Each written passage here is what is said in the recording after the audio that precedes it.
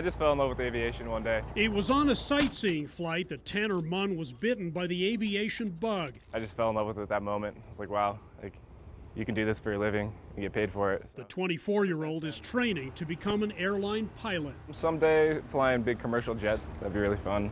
I've always really wanted to travel my whole life. That'd be a really cool way to do it. McAir Aviation, a flight school in Broomfield, Colorado, teaches students like Munn, ages 14 to 60.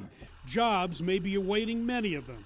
The aircraft company Boeing estimates 128,000 new pilots will be needed in North America over the next 2 decades. Their last studies came out just said that there's a huge need for pilots. Terry DIMANNA helps run McAir. Yes, I do believe there is a shortage. Kevin KUHLMAN is with Metropolitan State University of Denver, which currently has 70 students training here, with 50 more on the way this fall. The airline industry was deeply affected by the pandemic.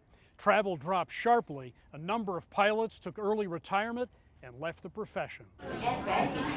Responding to the faster than expected bounce back in travel has been a challenge. The training pipeline is clogged, and it takes a while for people to get through that training pipeline and have the proper manning available for the flights. Pilots moving up from regional to larger legacy airlines have also contributed to smaller airports cutting or eliminating service.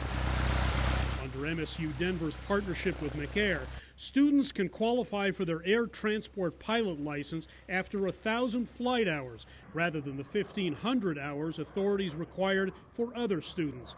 A big draw here, given the cost of flight lessons. Speed intervention. Your office being 5 miles up in the air, and the view that you get and the satisfaction that you get, you just honestly, you can't beat the combination. It's just something that I wanted to do. It's honestly so liberating.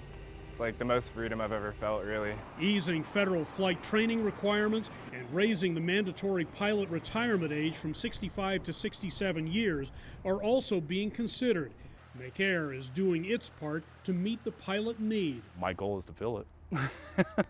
After all, aviation, despite recent high ticket prices, still dominates the travel landscape. Some people said we're better off driving rather than flying, but that's going to moderate. I know it's going to moderate, and it's safer than most of the other transportation systems worldwide.